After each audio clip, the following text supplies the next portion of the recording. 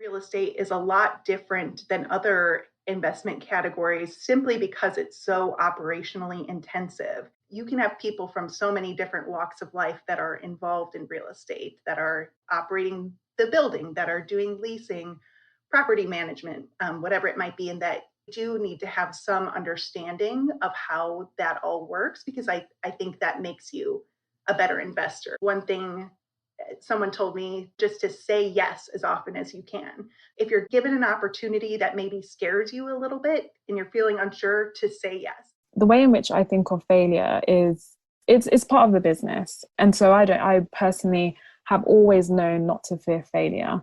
And the reason being is because you learn from it. So even if you do try something and you fail, it's not the end of the world. You do go on and you can go on and learn from those mistakes and go on and build something better. I've always enjoyed investing because you really can never master everything. So there's always something to learn, which is intriguing to me.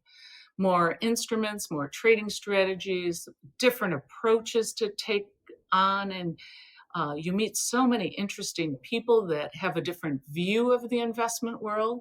Some people have made a life of investing with a 3-month outlook, and some people have a 2-year outlook. They could look at the same situation and see it very, very differently. All of that is just intriguing to me. The fact that you just can never know it all. What I do in tech, it's very disruptive. It's trying to challenge the world and make it better. Obviously, you're not going to create, and there's sometimes a little bit of a disconnect when you're investing in the Snapchats of the world and you're like, what is this actually really doing for humankind? Even though it's generating wealth for my investors who are public employees and teachers and people that you want to generate strong wealth for their pensions. And so that's really, as a fiduciary, what keeps me going in those instances. But it's definitely, there's so many aspects of venture and private equity that are really trying to create a better world. I liked real estate because it was a hard asset class and something that you can go and see and tour. In real estate investing, you meet such a broad range of people. On the ownership side, you really do have to be able to relate to a broad base of clients. One of the things that I've seen and I really believe in is the AQ, or the adaptability quotient. That is actually really critical. For my children, I tell them, you can't be so inflexible. You have to learn to be adaptable if you're going to succeed. That AQ is critical. I was never afraid to ask people that I didn't understand something.